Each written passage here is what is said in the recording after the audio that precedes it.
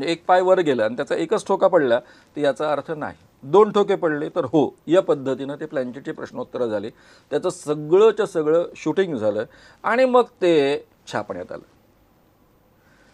हे छापण्यात आल्यानंतर हे सगळं प्रकरण झाल्यानंतर मी त्यांना भेटायला गेलो. बोले, ये क्या प्रकार है सर? बोले, तुमने देखा ना बारीकी से? बोला, हाँ देखा बारीकी से. क्या लगा तुमको? बोला, ये ओरिजिनल तो हो ही नहीं सकता. मतलब ओरिजिनल नहीं हो सकता तो क्या है? मतलब तुमने शायद निगेटिव छापी है. करेक्ट बोले, सब निगेटिव्स है बोले. अरे बोले, कुछ आया नहीं था. बोले, इंफ्रारेड से कुछ आएगा क्या? बोले, वो भूत भूत दिखेगा क्या? ये बोल रहे थे इंफ्रारेड से निकालो, इंफ्रारेड से निकालो. वो कैमरा आया था, मैंने लगाया, कुछ भी आया नहीं उसमें. अब कुछ में आ नहीं रहा तो क्या करूँ? इनके निगेटिव्स लगा दिए. बोले, मैंने निगेटिव्स तो लगाए तूने, लेकिन किसके लगाए? क्या? बोले, मानव साहब, इतना आप विचार करने वाले हो, पत्रकार हो, छोटी सी बात आपके समझ में नहीं आती. आपने बारीकी से देखा है क्या? हाँ, कई बार देखा है फोटो. वो फोटो में चष्मा आहे की नाही?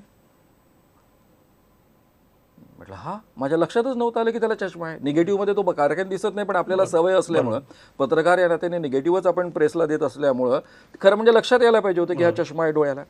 बोले, आत्मा को चश्मा हो सकता है क्या? अरे क्या मानो साहब, बोले यहाँ तक कुछ नहीं आए हो, आत्मा को कैसा चश्मा रहेगा? मैंने चश्मा कैसा आया? क्या हुआ? बोले, पीछे लग गए, फोटो दो फोटो दो फोटो दो. अब आया तो कुछ नहीं था. बोले, मैं अपना धंधा काय को छोड़ू? मैंने भाई का फोटो मांगू तो जमता नहीं था. बोले, क्योंकि उनको शंका आती थी. मेरे पास उनके माँ का फोटो गिरा था. बोले, माँ का लगा दिया. बोले, और आपको आगे की बात बताओ. बोले, बाल देखो. बोले, कितने लंबे लंबे हैं. मी पाहिला पुन्हा बाल.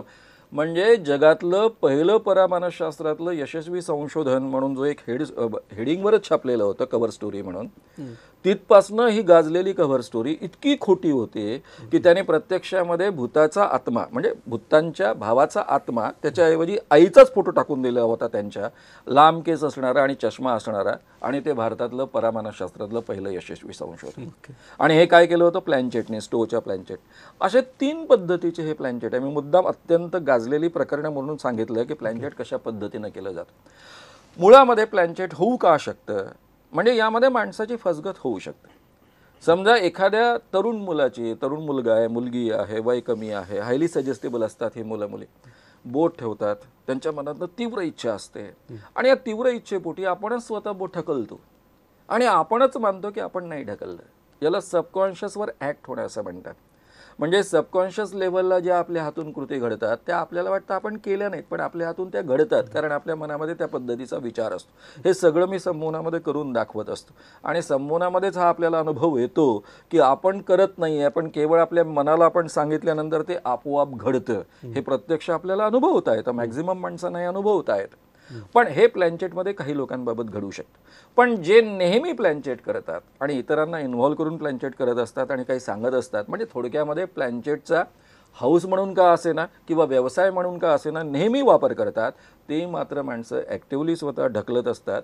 त्यांना माहीत असतं की आपण ढकलतो, आपण आपल्या पद्धतीनं या प्रश्नांची उत्तरं शोधून देत असतो लोकांना आणि त्यामध्ये डायरेक्ट फसवणूक असते. ओके सर, अंधश्रद्धा निर्मूलन हे केवळ कर्मकांड दूर करणं किंवा हे या छोट्या मोठ्या गोष्टी दूर करणं नाही, तर एक विज्ञानवादी दृष्टिकोनातनं जीवनाला भिडणं, हे मला वाटतं त्यात अभिप्रेत आहे. आपण असं बघतो की जी माणसं अत्यंत सुशिक्षित आहे, म्हणजे आपण काही उदाहरणं जर घ्यायची झालं तर राजीव गांधी स्वतःच्या जीवनामध्ये कधीही अंधश्रद्धा नव्हते, ते अधिक आधुनिक विचारांचे होते. पण शहाबानू प्रकरणामध्ये काहीशी त्यांनी प्रतिगामी अशा प्रकारची भूमिका घेतली. आपले महाराष्ट्राचे मुख्यमंत्रीसुद्धा त्याच परंपरेतले आहेत. पण कुठेतरी त्यांनी पंढरपूरला असं गेल्या वर्षी म्हटलं की मी विठुरायांना साकडं घातलं होतं पाऊस पाडण्यासाठी, जे त्यांना मनातनं कधीच अभिप्रेत नसतं आणि कधीच त्यांना पटत नाही.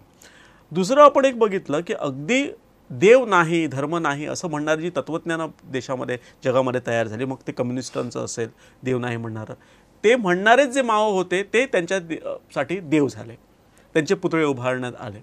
अगदी आपल्या भारत देशामध्ये बुद्धांचं तेच झालं.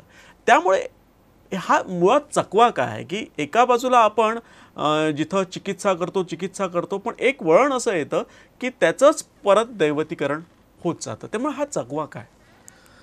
यातला पहिला भाग असा आहे की राजकीय लोकांना कधी कधी अंडर प्रेशर स्वतःचं राजकारण त्याचं फार नुकसान होऊ नये म्हणून, म्हणजे राजकारण पुढे जावं म्हणून नव्हे, पण किमान नुकसान होऊ नये म्हणून या पद्धतीच्या भूमिका घ्याव्या लागतात. राजीव गांधींना मी जेवढं पाहिलं, जेवढं त्यांच्याविषयी जाणून घेतलं, कारण त्यांच्यावर एक खूप मोठी स्टोरी पण मी लिहिली त्यानिमित्तानं, राजीव गांधींबद्दल जेवढं जगात बोललं गेलेलं होतं, लिहिलं गेलं होतं, ते सगळं वाचलं होतं. माणूस अतिशय सायंटिफिक होता, कोणत्याही अंधश्रद्धेंना थारा देणारा नव्हता. आणि तरी या प्रकरणामध्ये त्यांना हा निर्णय घ्यावा लागला. त्याचं कारण त्यावेळेसचं पॉलिटिकल प्रेशर होतं आणि पॉलिटिकल प्रेशरमध्ये अनेकांच्या भूमिका चुकतात. पृथ्वीराज चव्हाणांचंही ते झालं असावं. त्याच्याही पलीकडे जाऊन मी सांगेन, स्वामी विवेकानंद 100% रॅशनल होते.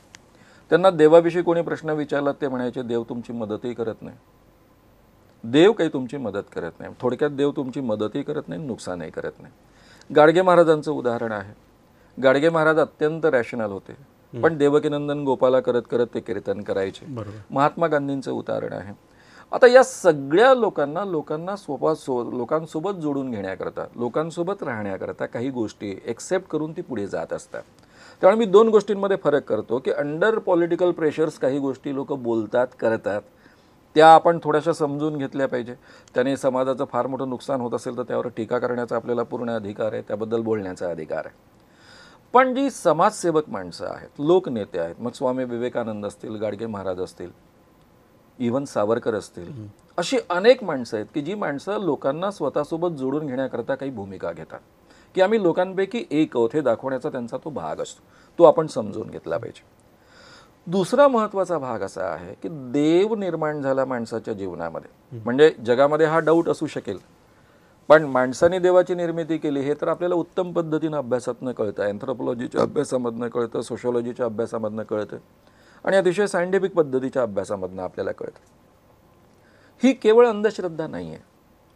म्हणजे त्या काळामध्ये माणसाने त्याला जी काही थोडी बहुत बुद्धी लाभलेली होती, कारण बुद्धी काही आज जी आपली बुद्धी आहे किंवा आज ज्या बुद्धीचा वापर आपण करू शकतो तो काही 10 लाख वर्षापूर्वीचा माणूस त्या पद्धतीनं बुद्धीचा वापर करू शकत नसेल, कारण ही बुद्धी टप्प्याटप्प्यानं विकसित झालेली आहे.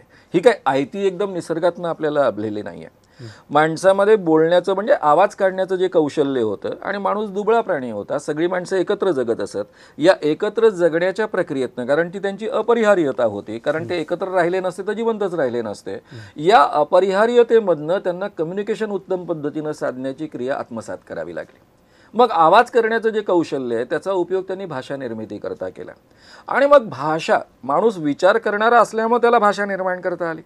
पण जसजशी त्याची भाषा समृद्ध होत गेली तसतसा तो अधिक चांगला विचार करू लागला. जसजसा तो अधिक चांगला विचार करू लागला तसतशी त्याची भाषा अधिक विकसित झाली. त्यामुळे कोणताही समाज कल्चरली उच्च पातळीवरचा आहे आणि बुद्धिवान आहे हे भाषेवरनं ठरत असतं. त्याच्या मागचं कारण ते आहे. त्यामुळे या पद्धतीनं आपल्याला टप्प्याटप्प्यानं विचार करण्याचं सामर्थ्य प्राप्त झालेलं आहे. तर या पद्धतीनं प्रत्येक माणसानं या प्रश्नाकडे पाहताना एक आणखी दृष्टिकोन लक्षात ठेवलेला आहे की माणसाच्या मनामध्ये जी असुरक्षितता असते, एक सायकोलॉजिकल असुरक्षितता असते, आणि त्याबद्दल सायकोलॉजिस्ट बोलताना असं बोलतात की माणूस आईच्या गर्भाशयामध्ये अत्यंत सुरक्षित असतो. तो जसा बाहेर येतो, आईच्या गर्भाशयाच्या बाहेर येतो, तशी त्याच्यामध्ये असुरक्षितता निर्माण होते. आणि आता कोणीतरी मला माझ्या आजूबाजूला असावं, माझ्याकरता एक सुरक्षित काहीतरी असावं, ह्याकरता म्हणून त्याने आतल्या सायकोलॉजिकल नीडमधनं देवाची निर्मिती केलेली आहे. आता देवाच्या निर्मितीमध्ये कसं असतं की देव रात्रंदिवस आपल्या सोबत असतो, तो आपल्याला मदत करणारा असतो, पण प्रत्यक्ष दिसत नाही. आणि म्हणून माणसं, सर्वसामान्य माणूस ज्याला ती अभिलाषा आहे सुरक्षिततेची, तो इतर माणसांमध्ये देवाला पाहतो. मग त्याला याकरता काही बाबा लागतात, काही महापुरुष लागतात. मग जे देवाच्या कल्पनांच्या बाहेर पडलेले आहेत ती असुरक्षितता आजही कायम आहे. त्याला काहीतरी आदर्श लागतात, आपल्यापेक्षा कोणीतरी मोठे लागतात, आपल्याला ज्या प्रश्नांची उत्तरं कळत नाही ते कोणीतरी उत्तरं देणारे असं लागतात, किंवा काही प्रश्नांच्या बाबत आपण निर्णय घेऊ शकत नाही तर निर्णय कोणीतरी आपल्याकरता घ्यावा याकरता लागतं. याकरता मग गुरु मानतील, कुठेतरी मार्सला देव मानतील. म्हणजे देव नाही मानणार, पण मार्स म्हणजे अंतिम, मार्सने म्हटलं ते 100% खरं, त्याचं बुद्धिप्रामाण्य मान्य किंवा शब्द प्रामाण्य मान्य, या पद्धतीच्या मनोवृत्ती ह्या माणसांच्या बेसिक मनोवृत्ती आहे. आणि आपण हे शिकतो, म्हणजे माणसामध्ये दोन्ही पद्धतीच्या मनोवृत्ती आहे. एक तर्कशुद्ध विचार करण्याचा त्याच्या ब्रेनमधलाच भाग आहे, तो लेफ्ट हेमिस्फिअरचा भाग आहे, आणि त्याला जे सांगितलं जातं ते कंडिशन स्वरूपामध्ये स्वीकारायचं, जसे तसं स्वीकारायचं, हा त्याच्या राईट हेमिस्फिअरचा भाग आहे.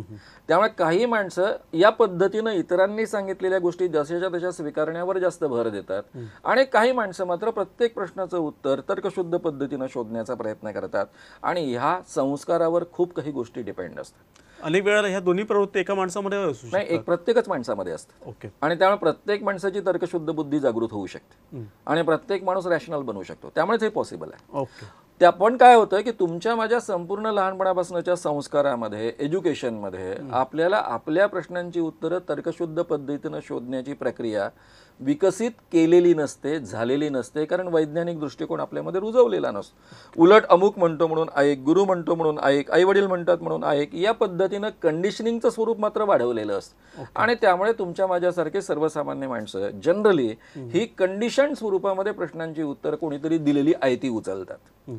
आणि हा जो फरक आहे, म्हणजे वैज्ञानिक दृष्टिकोन म्हणजे नेमकं काय की प्रत्येक प्रश्नाविषयी तुम्ही तर्कशुद्ध पद्धतीनं विचार करा, तर्काच्या कसोटीवर, वैज्ञानिक प्रक्रियेच्या कसोटीवर जे खरं उतरेल ते सत्य माना, बाकीचं असत्य म्हणून बाजूला सारा. ही ती प्रक्रिया आहे. ती प्रक्रिया आपली आजपर्यंत नीटपणे सुरू झालेली नाही, म्हणून अनेक प्रकारच्या अंधश्रद्धा आपल्या समाजामध्ये आपल्याला आढळतात. किंवा या पद्धतीनं कोणाला तरी त्याचा शब्दप्रामाण्य मानणारा देव म्हणा, पुढारी म्हणा, या पद्धतीनं स्वीकारण्याची मनोवृत्ती असते. ओके. आणि मला असं वाटतं की जर आपण एखाद्याने म्हटलं की आपण जीवनातले प्रश्न मी देवाधर्माच्या आधाराशिवाय सोडवू शकेन, ते काहीसं उद्धटपणाचं आपल्या समाजामध्ये मानलं जातं. आपण याविषयी वेगळ्या दुसऱ्या भागामध्ये बोलणार आहोत.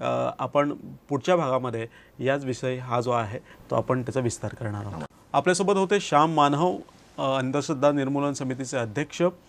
या विषयावर त्यांनी विस्तारानं माहिती सांगितली, पण मला असं वाटतं की हा भाग जो आहे तोही अपुरा आहे आणि आपण तिसऱ्या भागामध्ये याविषयी विस्ताराने माहिती समजून घेण्याचा प्रयत्न करणार आहोत. धन्यवाद.